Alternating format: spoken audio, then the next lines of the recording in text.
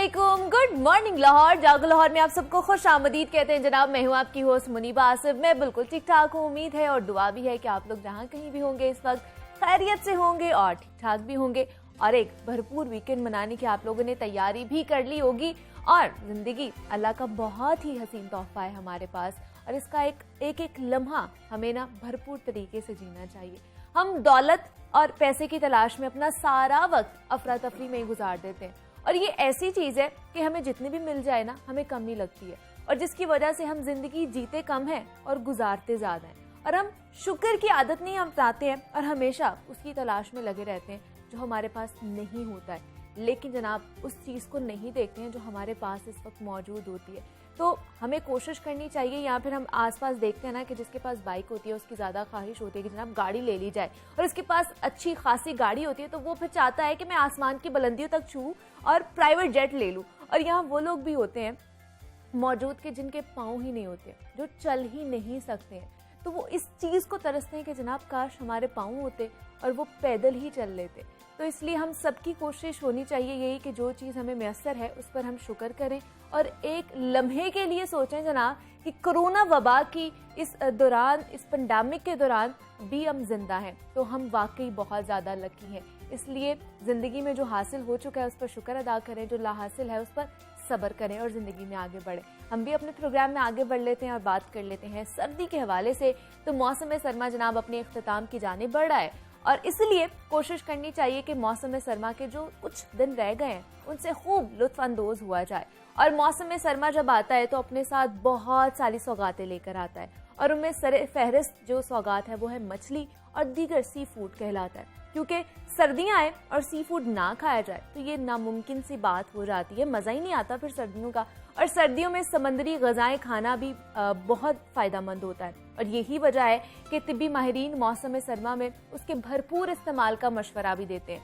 और समंदरी ग़िज़ाओं में सबसे ज़्यादा मछली खाई जाती है और पसंद भी की जाती है, जिसमें वाफिर मिकदार में सेलेनियम पाया जाता है। सेलेनियम मुदाफ़ाती निज़ाम को मजबूत करके मौसम सरमा के दौरान नज़ला, ज़ुकाम, बुखार और बाकी मौसमी बीमारियों से हमें महफूज रखता है और हड्डियों और दांतों के लिए भी इंतहाई मुफीद समझा जाता है। और इसके साथ साथ मछली का तेल भी इंतहाई मुफीद समझा जाता है। तो मछली और फिश ऑयल जिसको कहते हैं उसका इस्तेमाल कितना फ़ायदेमंद साबित हो सकता है, इनका इस्तेमाल कैसे किया जाना चाहिए, इस पर आज हम बात करेंगे। हमारे साथ इस वक्त मौजूद हैं हमना मुरसलीन है, क्लिनिकल न्यूट्रिशनिस्ट हैं। हमना, मैं आपको खुश आमदीद कहती हूँ जागो लाहौर में। कैसी हैं आप? हमना, पहले तो हमें मछली के जो है अफादियत के हवाले से बताइए। इसको सेहत के एतबार से बहुत ज़्यादा कहा जाता है कि अच्छी है, इसमें बहुत ज़्यादा चीज़ें छुपी हुई हैं, सीक्रेट्स हैं इसमें, वो हमें बताइए कि इसमें क्या क्या सीक्रेट छुपे हुए हैं। ठीक है, बेसिकली जो फ़िश है ये फ़िश और फ़िश ऑयल और इसके बेनिफिट्स, इस पे मैं आज बात करूँगी बहुत डिटेल्ड। हम इतना टाइम नहीं है लेकिन मैं कोशिश करूँगी जितनी मैक्सिमम में चीज़ें कवर कर सकूँ मैं आपको बताती चलूँ।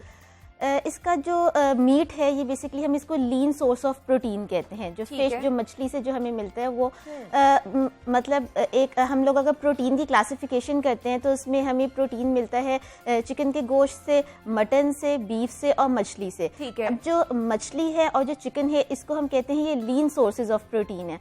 यानी वो लोग जो मोटापे का शिकार हैं या दिल की बीमारियों का शिकार हैं या जिनको मतलब वेट रिडक्शन जिन्होंने करना है उनके लिए भी ये बहुत फायदेमंद है। इसमें फिश में खासकर मौजूद protein, iron, zinc, potassium, phosphorus, vitamin D और विटामिन B2 बहुत अच्छी मिकदार में पाया जाता है। तो ये ना सिर्फ टेस्टी है, उसके साथ साथ इसमें जो मौजूद न्यूट्रिएंट्स हैं वो उनके भी बहुत से फ़ायदे हैं। और जैसे भी हम बात कर रहे थे कि ये क़ुव्वत मुदाफ़अत को एक तो मजबूत करता है और क्योंकि ये बहुत थोड़े टाइम के लिए आती है, बहुत कुछ सर्दियों के लिए और फिर 2 से 3 महीने के लिए आती है, उसमें ही हम ज़्यादा इसको कंज्यूम कर रहे होते हैं।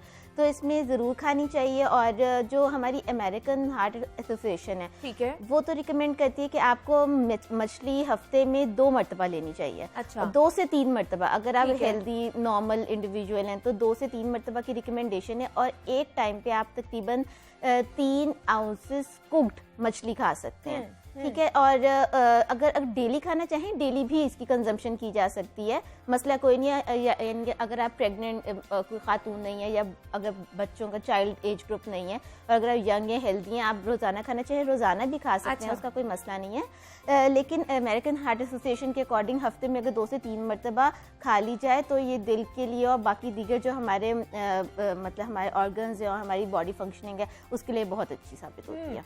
लेकिन कहते हैं कि खास तौर पर ये सौगात होती है सर्दियों की, तो इसको सर्दियों में ज़्यादा खाया जाता है, पसंद किया जाता है, तो क्या इसको गर्मियों में भी खा सकते हैं? उतनी ही इफादियत है इसकी? इसको राउंड द ईयर खा सकते हैं उसमें, लेकिन ये कि सर्दियों में एक्चुअली हम लोग की जो बाहर का टेम्परेचर फॉल कर जाता है, बाहर सर्दी होती है और बॉडी जो है वो उस टेम्परेचर को मीट करने के लिए हम लोग की एनर्जी और कैलोरिक कंजम्पशन ज़्यादा हो जाती है सर्दियों में बजाय के गर्मियों के।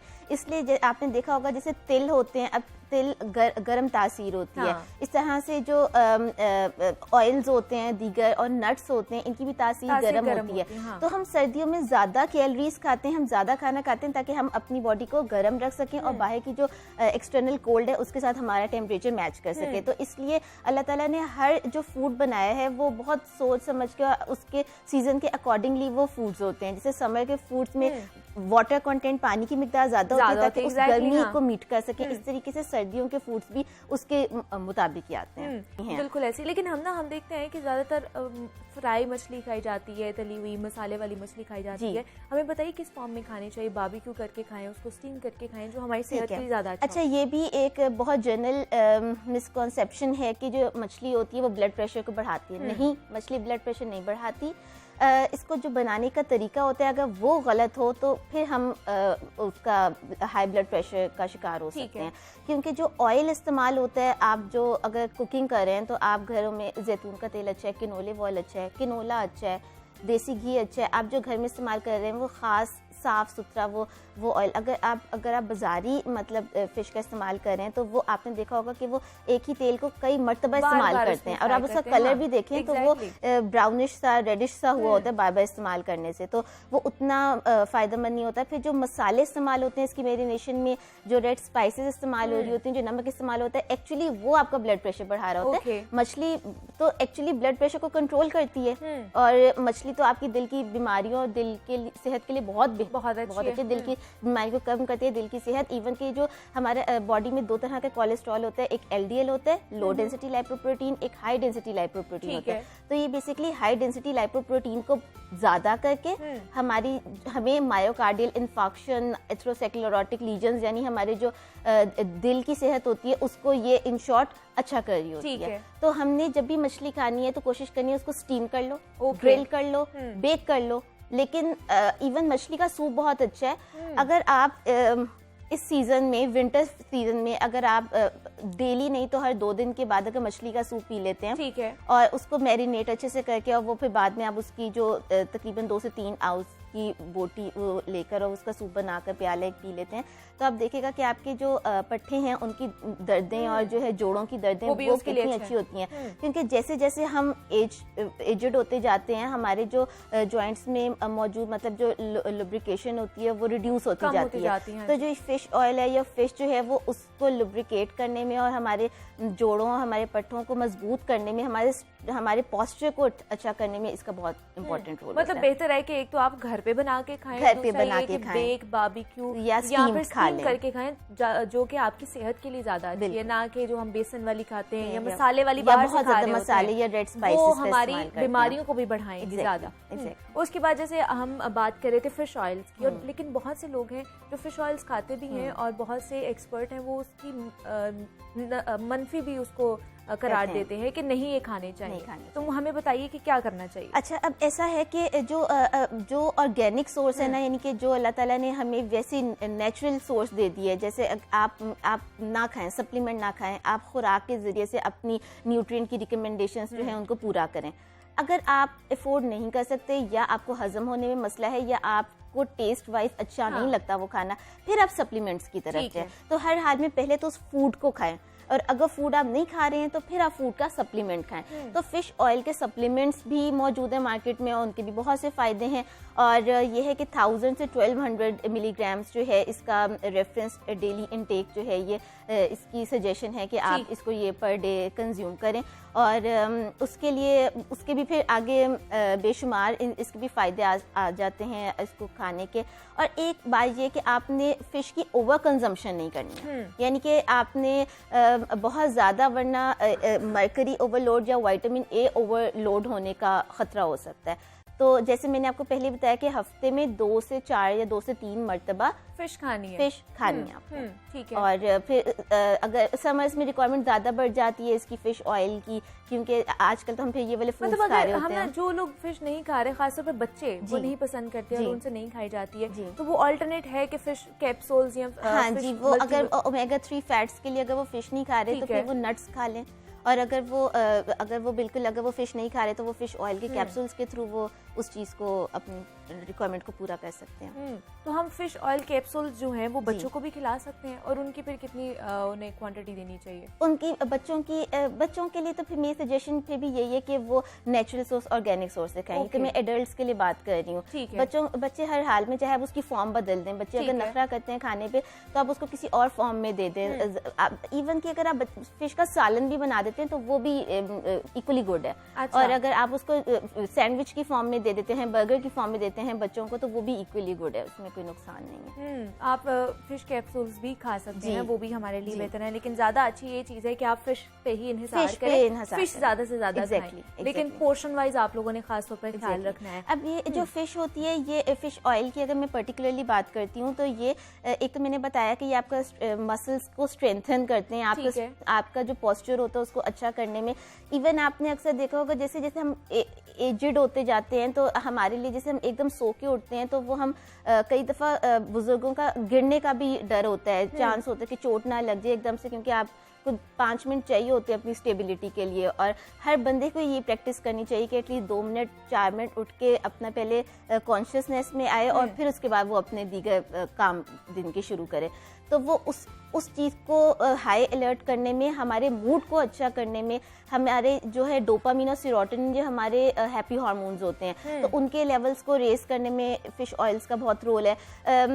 ये हमें एंजाइटी, हमें डिप्रेशन और सैडनेस के इवन जो मरीज़ हैं उनके लिए फ़िश बहुत अच्छी है। और इसके अलावा ये जो हमारी बॉडी में मुख्तलिफ हर वक्त हमारे मतलब केमिकल प्रोसेसेस चल रहे हैं हमारी बॉडी में ना, चीज़ें बन रही हैं, टूट रही हैं, तो वो सोजिश भी हो रही है साथ साथ। तो मतलब उसमें एंटी इन्फ्लेमेशन करना, फ्री रेडिकल्स के अगेंस्ट काम करना, एंटीऑक्सीडेशन करना, ये वाला रोल भी फिश ऑयल कैप्सूल्स का है।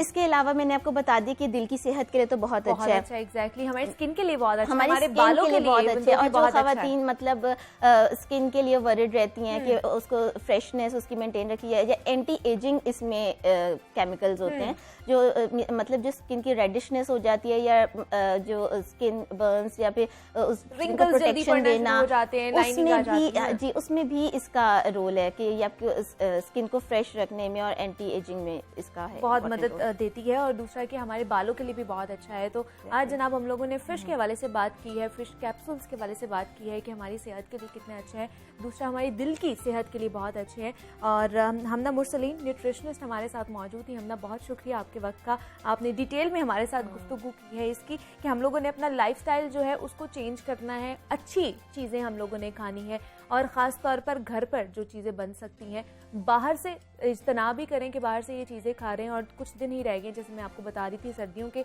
तो अपनी जो फ़िश का इंटेक है वो बढ़ाएं ताकि आप लोगों को अच्छी सेहत आपकी बरकरार रह सके। लेकिन यहाँ वक्त एक छोटी सी ब्रेक का, मिलते हैं इस ब्रेक के बाद।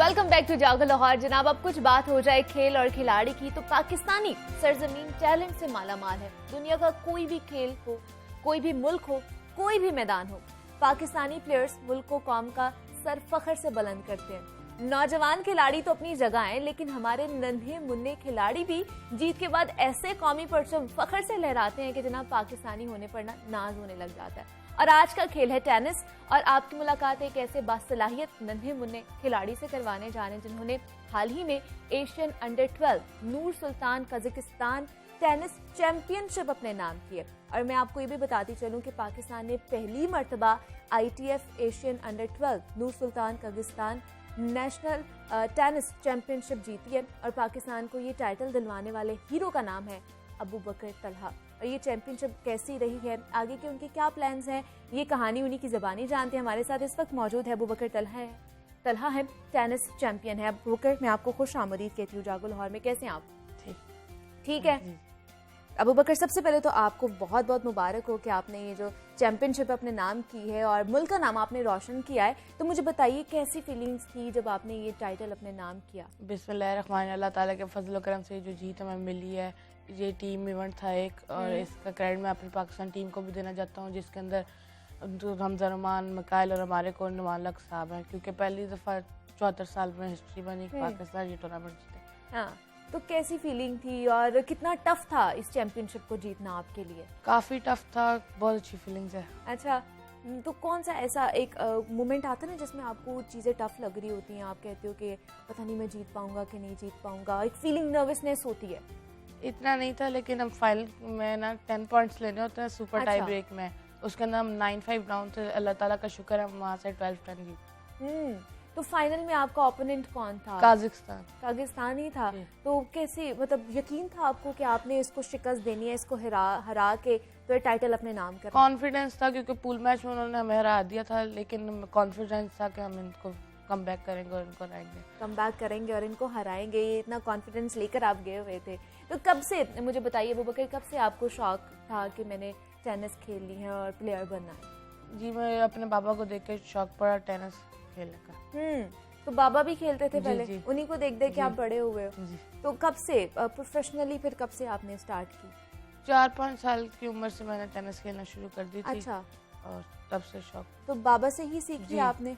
जी, वही कोच है। वही कोच है, ये तो बड़ी अच्छी बात है। तो तंग नहीं करते हैं उनको कि आज मेरा दिल नहीं कर रहा, मैंने नहीं आज प्रैक्टिस करनी, आज बाबा रहने दें, आज खेल लेते हैं थोड़ा बहुत? नहीं, ऐसे नहीं करते? अच्छा, तो क्या पढ़ क्या रहे हो आप? 7th क्लास में पढ़ रहा हूँ FG पब्लिक मिडिल स्कूल में। तो कैसे पढ़ाई को और फिर जो है खेल को किस तरह मैनेज करते हो? जी, काफ़ी कोऑपरेट करते हैं मेरे स्कूल वाले। जब मेरे टूर्नामेंट होता है मुझे स्कूल से लीव मिल जाती है, और जब मेरे टूर्नामेंट ख़त्म होते हैं तो मेरे टीचर्स वगैरह मेरा काम कवर कराने में मदद करते हैं। चलो, ये भी अच्छी बात है और मैनेज कर लेते हैं। लेकिन कितनी देर प्रैक्टिस करते हो रोजाना आपने टेनिस की? जब टूर्नामेंट होने वाले तब मैं 2 टाइम का सेशन करता हूँ। पहले सुबह अपने तायाबू के साथ, फिर शाम में हमारे कोच निसाम में तनवीर साहब हैं। अच्छा। और पापा के साथ 2 टाइम ट्रेनिंग करते हैं। 2 टाइम आपको ट्रेनिंग करनी है जब टूर्नामेंट होता है। और आम रूटीन में आपने कितनी ट्रेनिंग करनी होती है? आम रूटीन में सिर्फ शाम का सेशन। सिर्फ शाम के टाइम। और कितने घंटे की आपने ट्रेनिंग करनी होती है? तकरीबन 3-4 घंटे। 3-4 घंटे के आपने लगातार जो है टेनिस खेलना होता है। तो मुझे बताइए, बकायदा आपने जो फर्स्ट टूर्नामेंट खेला था याद है अभी आपको? जी। पहला टूर्नामेंट मैंने एचिसन कॉलेज में जीता था। अच्छा। और बहुत खुशी हुई थी, उधर उधर से ये इंस्पिरेशन मिली थी। इंस्पिरेशन वहीं से आपको मिली थी कि मैं आगे भी जा सकता हूँ और मुल्क का नाम भी रोशन कर सकता हूँ, और आपने वो कर लिया। तो अबू बकर, कोई मुझे बताइए, कोई डाइट स्पेसिफिक लेनी पड़ती है इसके लिए? क्या चीज़ें आप करते हैं? जी, मेरे दादा वो मेरी डाइट का बहुत ख्याल रखते हैं। शहद, दूध, बादाम का सारा कुछ वही करते हैं। अच्छा, तो ये आपने खालिस जो है चीज़ें खानी होती हैं ताकि आप फिट भी रहें और आप अच्छे खासे जो है अच्छे तरीके से खेल भी सके। तो क्या नेक्स्ट प्लान क्या है आपके? आगे क्या करना चाह रहे हो आप? आगे नेक्स्ट प्लान, फ्यूचर प्लान ये है कि ओलंपिक के अंदर पाकिस्तान को मेडल ला के देना। ये भी अच्छी बात है और करना भी चाहिए ज़रूर। उसके लिए कितनी प्रैक्टिस करनी पड़ेगी आपको? सोचा है आपने, प्लान बनाया है? काफ़ी प्रैक्टिस करनी पड़ेगी। मतलब क्या प्लान आउट क्या किया हुआ है, क्या क्या करोगे उसके लिए आप? काफ़ी हार्ड वर्क करना पड़ेगा, उसके बिना तो नहीं कर सकते। एग्जैक्टली। तो मुझे बताइए, आपका फेवरेट प्लेयर कौन है? फेवरेट प्लेयर पाकिस्तान के अंदर अकील खान, निसाम उल-हक और वर्ल्ड में जोकोविच। इनको जो है आप देखते हो और इन जैसा बनना चाहते हैं। तो मुझे बताइए, इनमें क्या टेक्निकल चीज़ें भी कुछ हमें बताइए, टेनिस खेलते हुए क्या क्या देखनी पड़ती हैं? जो बच्चे अबू बकर आपको देख रहे हैं, जो इसमें आना चाहते हैं, उनको क्या बोलोगे? उनको मैं कहूँगा कि जो जिस भी फील्ड में रहें अपना 100% और ईमानदारी से दें। बाकी तो कितना टफ है टेनिस खेलना? टेनिस खेलना काफ़ी टफ है, इसके लिए काफ़ी मेहनत करनी पड़ेगी। ठीक है जी, ये बहुत टफ है लेकिन उसके लिए मेहनत भी करनी पड़ती है। तो और क्या इसके अलावा क्या क्या हॉबीज़ हैं अबू बकर आपकी? हॉबीज़ टेनिस ये ज़्यादा, कभी कभी घर में दूसरी गेम्स खेल लेते हैं, लेकिन वैसे टेनिस। दूसरी गेम्स कौन कौन सी, मतलब और किस में ज़्यादा इंटरेस्ट है फुटबॉल आपका? वगैरह ज़्यादा टेनिस में ही है, टेनिस ही खेलते हैं। कभी कभी जिस दिन नहीं जाते उस दिन कभी खेल लेते हैं फुटबॉल वगैरह, टेनिस, फुटबॉल, क्रिकेट वगैरह। ठीक है, तो मुझे बताइए यहाँ पे अगर देखा जाए पाकिस्तान में तो कितने प्लेटफॉर्म्स हैं या कितनी अपॉर्चुनिटीज़ हैं टेनिस के हवाले से? कोर्ट्स हैं, बाकी ट्रेनर्स मौजूद हैं यहाँ जी पे? जी बहुत अच्छे। इधर पंजाब लॉन टेनिस के अंदर रशीद मलक साहब, अच्छा। फहीम साहब और उनकी टीम पूरा बहुत अच्छा काम कर रही है। तो आपको क्या लगता है और भी इस पे काम करने की ज़रूरत है? बहुत अच्छा कर रहे हैं, अभी बहुत अच्छा चल रहा है। अच्छा चल रहा है, बहुत अच्छा काम कर रहे हैं और इस हवाले से करने की भी ज़रूरत है। बहुत से लोग जो है, बहुत से प्लेयर्स जो यहाँ पर आते हैं या टेनिस के हवाले से अगर मैं बात करूँ तो कहते हैं कि कोर्ट्स यहाँ पर मौजूद नहीं है और इंटरनेशनली अगर हमने मीट करना है चीज़ों को या मुकाबला खेलना है तो उसके हवाले से हमें कोचेस भी दरकार हैं जो हमें नहीं मिलते हैं। तो मुझे बताइए कि स्कूल में जब जाते हो वहाँ पे दोस्तों के साथ किस तरह गैदरिंग होती है, कितना वो आपको जो है सपोर्ट करते हैं? जी स्कूल में तो काफ़ी टीचर्स, प्रिंसिपल बहुत सपोर्ट जब ये टूर्नामेंट आप जीत के गए जी। अबू बकर स्कूल, तो किस तरह की अप्रिसिएशन वहाँ से मिली? दोस्त कितना खुश हुए? बहुत अच्छे अप्रिसिएशन मिली, टीचर्स वगैरह, प्रिंसिपल वगैरह बहुत अच्छी अप्रिसिएशन। तो घर में किस तरह की एक्टिविटीज़ हैं? बहन भाइयों के साथ क्या क्या एक्टिविटीज़ रोज़ाना करते हो आप? ज़्यादा टेनिस ही खेलते हैं, पूरी फैमिली टेनिस ही खेलते अच्छा, हैं। पूरी फैमिली टेनिस खेलती है, कुछ और नहीं करते? कहते मैं बेसिकली प्रोफेशनल प्लेयर बना, बाकी भी खेलते हैं टेनिस, लेकिन अच्छा, बाकी बहन भाई भी आपको देख के चाह रहे हैं कि टेनिस में आए? वो ना टेनिस प्लेयर तो नहीं बना, लेकिन वैसे टेनिस खेलते हैं। वैसे आपके साथ आपको हेल्प आउट करते हैं खेलते हुए? चलो ये भी बड़ी अच्छी बात है कि बाकी भी चीज़ें करते हैं। तो लड़ाई किसके साथ होती है ज़्यादा? लड़ाई किसी के साथ नहीं होती, क्यों? तंग नहीं करते घर में? नहीं करते, चले ये भी बड़ी अच्छी बात है। खाते क्या हो, क्या पसंद है ज़्यादा? सारा कुछ ही खा जाते हैं, लेकिन कुछ होते हैं ना, एक डिश बहुत मज़े की होती है कि पसंद होती है कि सामने आएगी और मैंने ये खानी सारा कुछ ही खा लेते हैं। चले जनाब, ये तो बड़ी अच्छी बात है। अबू बकर तलहा हमारे साथ मौजूद थे, टेनिस चैंपियन है अबू बकर। बहुत शुक्रिया आपके वक्त आप यहाँ पर आए हैं। Best of luck for your future, आगे बढ़ते जाइए और पाकिस्तान का नाम रोशन जनाब इसी तरह करते जाइए। और आज एक और टेनिस प्लेयर से हमने आपको मिलाया है, चैंपियन थे और टैलेंट भी भरपूर है पाकिस्तान में, और इस हवाले से मजीद भी हम बात करेंगे। मुझे यहाँ पे छोटी सी ब्रेक लेनी है।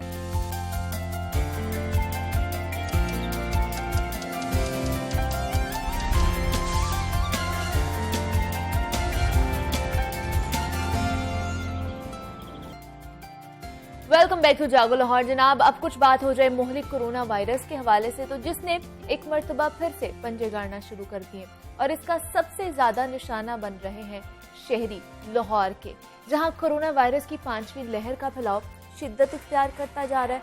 और गुज़श्ता रोज भी हमने देखा कि मूसी वायरस के फैलाव की शरह 20.6% रिकॉर्ड की गई है और ओमिक्रॉन वायरस मुल्क भर में तेजी के साथ फैलता जा रहा है। अलबत्ता शरह अम्बात कदरे कम है उसकी, लेकिन दूसरी जानिब हम देखते हैं कि शहरियों की जानिब से वैक्सीन की दूसरी डोज और बूस्टर्स लगवाने के हवाले से रिस्पांस बिल्कुल भी अच्छा नहीं आ रहा है, जबकि माहिरीन सेहत की जानिब से वैक्सीन की दूसरी डोज इंतहाई अहम करार दी जा रही है। और बरतानिया में होने वाली एक हालिया तहकीक में सामने आया है कि वैक्सीन की 2 खुराकें इस्तेमाल करने वाले अफराद को अगर ब्रेक थ्रू इन्फेक्शन, यानी कि अगर वैक्सीनेशन के बाद भी बीमारी का सामना करना पड़ता है, तो इनमें लॉन्ग कोविड का इम्कान 41% तक कम हो जाता है। तो वैक्सीन की कितनी डोजेस हमें कोरोना वैक्सीन से या कोरोना से महफूज रख सकती हैं? ओमिक्रॉन कितना मोहलिक साबित हो रहा है और इस पर किस तरह हम काबू पा सकते हैं, इस पर आज हम बात करेंगे। हमारे साथ इस वक्त मौजूद हैं प्रोफेसर डॉक्टर जावेद अकरम है, वाइस चांसलर हैं यूनिवर्सिटी ऑफ हेल्थ साइंसेज के। सर, मैं आपको खुशामदीद कहती हूँ जागो लाहौर में।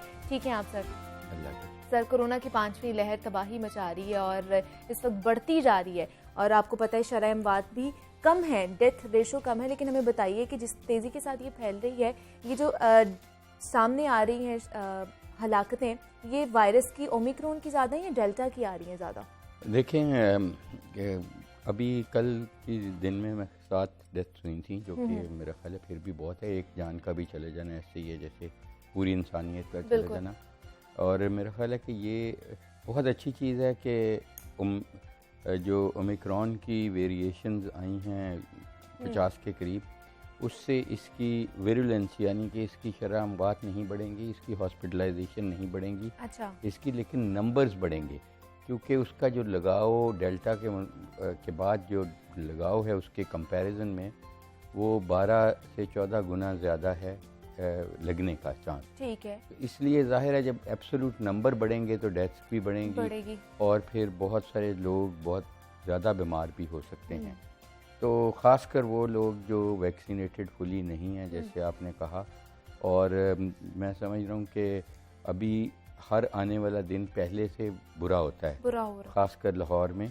और अनफॉर्चुनेट है कि हम अभी जैसे मैंने कहा 12 गुना अगर उसने अपनी अहलियत बढ़ा ली है वायरस ने एक से दूसरे को लगने की, तो नेचुरल रिस्पांस ये होनी चाहिए कि हमें अपनी डिफेंसेस 12 गुना बढ़ानी चाहिए थी। ठीक है, हमें 12 गुना ज़्यादा अपनी एहतियाती तदाबीर करनी चाहिए थी, यानी कि बड़े हजूम में जाना, रेस्टोरेंट्स में खाना, या मास्क पहनना, या हाथ धोना, या अपना वैसे बीमारियों का ख्याल रखना, ये बहुत अहमियत का हमने वो सब कुछ गिव अप कर दिया। पेंडेमिक फटीग में मुब्तला हो गए। मेरा ख्याल है कि अब कौम खासकर लाहौरिये इस चीज़ में शायद प्राइड फील कर रहे हैं कि उन्होंने शिकस्त दे दी वायरस को, या वो इस चीज़ का है कि वो सोचते हैं कि अब हम अपनी ख्वाहिशात के मुताबिक ज़िंदगी गुजारेंगे, वायरस नहीं डिक्टेट करेगी हमें। हालांकि इस वक्त वायरस डिक्टेट कर रही है और हमें उसका एहतराम करना है, अदरवाइज़ हमारे इर्द गिर्द के लोग और हम खुद बीमार हो सकते हैं और बहुत ज़्यादा बीमार हो सकते हैं। और उससे भी बड़ी चीज़ है कि हम जब तक ये रेशो कम नहीं करेंगे अल्टीमेटली इसको रुखसत नहीं कर पाएंगे। अच्छा, क्योंकि ये फलेगी फूलेगी, जितने लोगों को ज़्यादा लगेगी उतने लोगों के जिस्मों में ये ज़्यादा मल्टीप्लाई होगी, म्यूटेशंस के चांसेस ज़्यादा होंगे और ये मज़ीद म्यूटेट करती रहेगी। और अभी तो ये कर गई है, जैसे हमें पता है एक हाइब्रिड वर्जन इसकी अभी जनवरी में रिसेंटली आई है, जिसको हम डेल्टा क्रॉन कहते हैं, जिसमें डेल्टा की भी और इसकी भी मिल के वेरिएशंस दोनों मिल गई हैं। तो वो साइप्रस से रिपोर्ट हुई थी जनवरी के मिडल में, और अब वो काफ़ी ममालिक में 25 के करीब में हो रही है। तो इसलिए जब तक आप इसको इलाकुमा तभी करेंगे कि अपने आप को महफूज करें थ्रू वैक्सीनेशन प्रोग्राम, जैसे आपने कहा 2 डोजेज़ वाली वैक्सीन दोनों डोजेज़ लगवाएं। और ये नहीं कि एक डोज लगवा के साल बाद दूसरी लगवाएंगे तो फिर आपको दोनों दोबारा लगानी पड़ेगी। अच्छा, ठीक है, फिर आप ज़ीरो हो जाते हैं। ओके। और फिर अगर आपको 6 माह हो गए हैं तो ज़रूर आप वैक्सीन लगवाएं। और इस वक्त जो डाटा आ रहा है वो यही हमें बता रहा है कि जिन लोगों को मैसेंजर आरएनए वैक्सीन लगी है, यानी कि जो फाइज़र या बायोनटेक या मॉडर्ना की, उनकी वो अभी भी प्रोटेक्शन अच्छी कॉन्फर कर रहे हैं अगेंस्ट ओमिक्रॉन। और इसमें जो सबसे अच्छी इम्पॉर्टेंट चीज़ है कि इनकी एफिकेसी फॉल हुई है, नो डाउट सब वैक्सीन्स की फॉल हुई है। जो प्रोटेक्शन फ्रॉम एनी डिजीज़ थी कि किसी बीमारी से आपको कोई भी ये नहीं हो कोरोना की इन्फेक्शन, उससे तकरीबन हम 65-70% पे आ गए हैं। ठीक है, जो कि हम पहले 85%, 90% पे थे। और उसके बाद लेकिन अच्छी चीज़ है कि फ्रॉम सीरियस डिजीज़ अभी भी प्रोटेक्शन 80 से 85% है। लेकिन सर जिस तरह हम देखते हैं कोरोना जैसे अपनी शक्ल चेंज कर रहा है, ये चेंज कर रहा है, इस तरह अलामात भी उसकी चेंज होती जा रही हैं। तो हमें बताइए कि कौन सी ऐसी अलामत हो और हम लोगों को पता चले कि इसके बाद हम लोगों ने कोरोना टेस्ट लाजमी कराना है। देखें, कोरोना टेस्ट आप चाहे कराएं या ना कराएं वो तो एक, क्योंकि वो महंगा काम है, बहुत सारे लोग अफोर्ड भी नहीं कर सकते। लेकिन मैं समझता हूँ एक चीज़ ज़रूरी है कि इस आजकल के सीज़न में इस वक्त ख़ासकर जब शरह इतनी ज़्यादा है, अगर आपको नज़ला, ज़ुकाम, खांसी है, गला ख़राब है, होर्सनेस है, गला बैठा हुआ है आपका, तो आप समझें कि आपको कोरोना ही है और अपने आप को आइसोलेट कर लें। अलबत्ता आइसोलेशन का हमें ये समझ लग गई है कि एक आदमी से लगने को दूसरा 5 दिन या मैक्सिमम 6 दिन तक रहती है इन्फेक्टिविटी। उसके बाद वो अपना आइसोलेशन ख़त्म कर सकते हैं, लेकिन विद जो भी एहतियात, मास्क या हैंड हाइजीन या फिज़िकल डिस्टेंसिंग वो अपनाए रखें। दूसरा, इसकी देखें माइल्ड डिजीज़ ज़्यादा हो रही है, माइल्ड डिजीज़ में इसकी कोई ख़ास आपको डॉक्टर पे जाने की ज़रूरत नहीं है, आपको कोई टोटके नहीं लें, आप सिर्फ रेस्ट करें, अपनी न्यूट्रिशन का ख्याल करें, गरारे करें, वॉइस को रेस्ट दें, बोलें नहीं और ओके। ऊंची नहीं बोलें। और अगर आपको दर्दें वर्दें हो रही हैं तो पैरासीटामोल वगैरह ले लें। बाकी है। ये जो टोटके वगैरह चल रहे हैं वो अवॉइड करें क्योंकि वो हार्मफुल भी हो सकते और हैं। मार्केट का भी सर यही हाल है कि जैसे ही कोरोना की शरह बढ़ती जा रही, पैरासीटामोल और दूसरी दवाइयां भी जो है उसकी भी किल्लत होना शुरू हो गई है। ऐसे ही है जी, अनफॉर्चुनेट है और फिर उनकी कीमत भी बढ़ जाती बढ़ है। जाती है, exactly. That is an unfortunate thing. लेकिन मैं समझता हूँ इसकी कोई ज़रूरत नहीं है अच्छा। माइल्ड डिजीज़ में। ठीक है। अगर आपको मॉडरेट डिजीज़ है, सांस की प्रॉब्लम है, खांसी बहुत ज़्यादा हो रही है, आप सो नहीं सक रहे, आपका फीवर दोबारा सर्ज कर रहा है, पहले उतर गया फिर सर्ज कर रहा है, क्योंकि कोरोना के जो सीरियस केसेस हैं वो 10वें 12वें 15वें दिन होते हैं, वो शुरू अच्छा। से नहीं होते। ठीक है। शुरू में ये इवन विद डेल्टा में जो हॉस्पिटलाइजेशन या आईसीयू में जाने की आपकी शरह होती है वो बढ़ती है आप 12वें से 15वें दिन पे।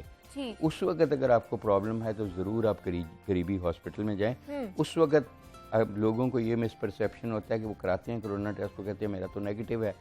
उस वक्त तो नेगेटिव ही होगा, उस वक्त तो आपको नमोनियाज और आपके जिस्म में जो क्लोटिंग का मैकेनिज्म है वो बढ़ चुका होगा। अच्छा, ठीक तो है। इसलिए उस वक्त वो सीरियस डिजीज़ है। अगर वो आपकी वो अलामात हैं कि सीरियस डिजीज़ की, खासकर उनके लिए जिनको ऑलरेडी हार्ट अटैक हो चुका है, जिनको फालज हो चुका है क्योंकि क्लोटिंग मैकेनिज्म आपका दरम बरम हो जाता है, या जिनको ब्लड प्रेशर है, शुगर है, उनकी अपना कंट्रोल रखें उन चीज़ों को, वो बहुत ज़रूरी होगा। मतलब ये जो लोग पेशेंट हैं इनको ज़्यादा एहतियात करने बहुत की ज़्यादा ज़रूरत है। एहतियात की ज़रूरत है। और उनको अपनी जो खून पतला करने वाली दवाइयात हैं, एस्प्रिन ले रहे होते हैं, अच्छा। वो ले रहे होते हैं क्लोपिडोग्रेल या कोई भी जो दवाइयात ले रहे हैं वो लेते रहें, वो नहीं बंद करें किसी सूरत भी। शुगर को कंट्रोल रखें, ब्लड प्रेशर को कंट्रोल रखें, अपने मुआलिज से रब्ता रखें, चाहे टेलीफोन पे रखें, क्योंकि वो जब उनकी शुगर और ब्लड प्रेशर वगैरह ये चीज़ें कंट्रोल रहेंगी और हार्ट की पोजीशन को कंट्रोल रखेंगे तो उनका सर्वाइवल का चांस बहुत बेहतर होगा। अदरवाइज़ उनमें मोर्टेलिटी बहुत ज़्यादा है। इसी तरह अगर आप सिगरेट पीते हैं तो खुदारा ये बहुत अच्छा मौका है आप सिगरेट छोड़ने का, क्योंकि सिगरेट तो 1000 चीज़ें और भी करता है, लेकिन सिगरेट में आपकी शरह अमवात तकरीबन 2 से 3 गुना बढ़ जाती है। लेकिन यहाँ पे मिथ्स कुछ और हैं, जो सिगरेट पीते हैं वो कहते हैं शायद हमें लगेगा ही नहीं कोरोना। या वो यही समझते हैं कि धुआं शायद उसको मार देगा, लेकिन ऐसी कोई चीज़ नहीं है। उनकी शरह अमवात बहुत बड़ी होती है। बिल्कुल ऐसे ही है। और दूसरा सर कहा जा रहा है, एक्सपर्ट्स यही कह रहे हैं कि आने वाले सालों में जो ये आम फ्लू की शक्ल इख्तियार कर जाएगा कोरोना वाले, उसके साथ ऐसे ही रहना पड़ेगा हमें। मेरा नहीं ख्याल, अगर आप हिस्ट्री देखें जो कोरोना की है, चाहे वो स्पेनिश फ्लू था जो वर्ल्ड वॉर में आया था, और उसके बाद मर्स था, जो भी इस तरह के आए, ये पेंडेमिक से एंडेमिक हुए और फिर ये ख़त्म हो गए। हाँ। लेकिन इनको ख़त्म करने का एंडिंग दी पेंडेमिक से एक पूरी साइंस है। अच्छा। और हमारी जो प्रेडिक्शंस हैं, जो लोग इस पे काम कर रहे हैं, जो साइंसदान डॉक्टर्स वगैरह, उनकी ये है कि ये आप हर्ड इम्यूनिटी क्रिएट करेंगे तो ये जाएगा।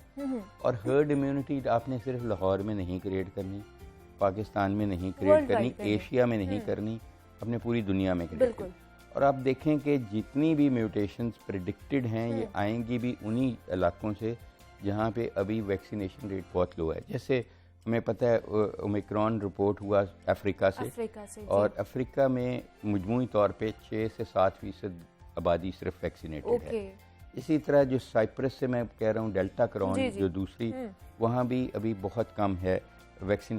तो इसलिए मुल्कों को हमें एज ए लाहौरिया पाकिस्तानी नहीं सोचना, हमने एज ए ग्लोबल सिटीज़न सोचना है कि हमने अपना हिस्सा डालना है इसको रुखसत करने में।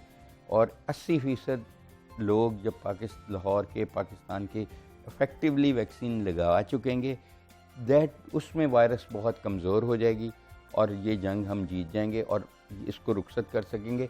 उस वक़्त वो टाइम होगा कि हमारी वो ज़िंदगी जो अब ख्वाब लगती है हमें 2019 से पहले, जिसमें हमारा मास्क भी ज़िंदगी में नहीं था, सैनिटाइज़र नहीं था, जितनी बड़ी हम शादियाँ मर्जी करते थे, बर्थडेज करते थे, गले मिलते थे, वो लौट आएगी।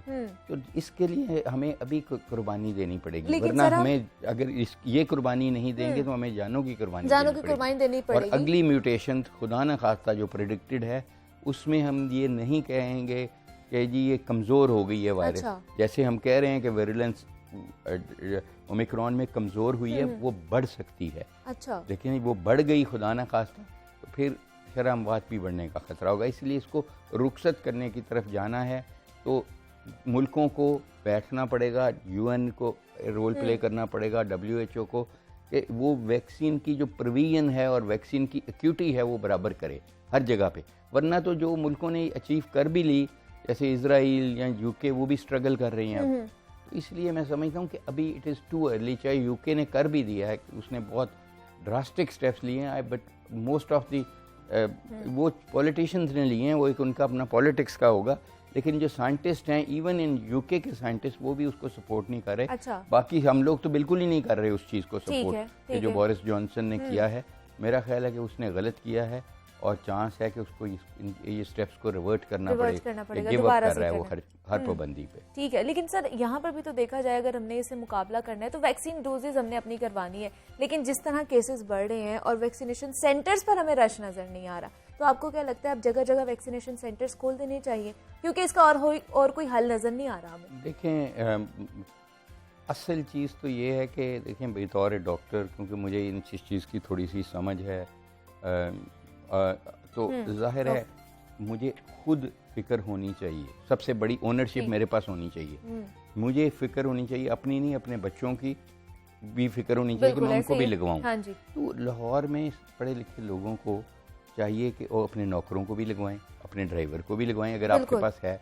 अगर नहीं है तो कम से कम अपने इर्द गिर्द के लोगों को लगवाएं, ताकि यही हिस्सा आपने डालना है इसको एंड करने का, ताकि वाकया ही आप बहुत सारी जिंदगी बचाने का जरिया इससे मुकाबला कर सकें और अच्छी जिंदगी गुजार सके। Professor doctor Javed Akram, VCA university of health sciences के, सर बहुत शुक्रिया आपके वक्त का, आप यहाँ पर आए हैं। और जनाब यहाँ पे एक छोटी सी ब्रेक लेनी है, मिलते हैं इस ब्रेक के बाद।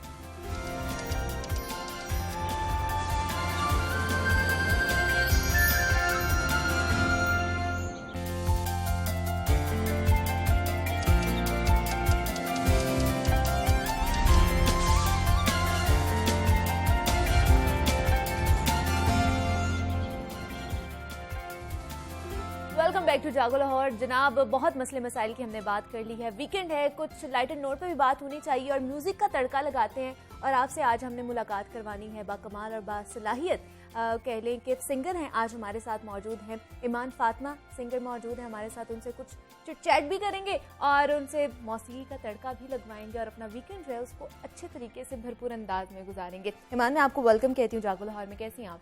मैं ठीक अल्हम्दुलिल्लाह। सब देखने वालों को और सुनने वालों को अस्सलाम वालेकुम और आपको भी अस्सलाम वालेकुम। वालेकुम अस्सलाम।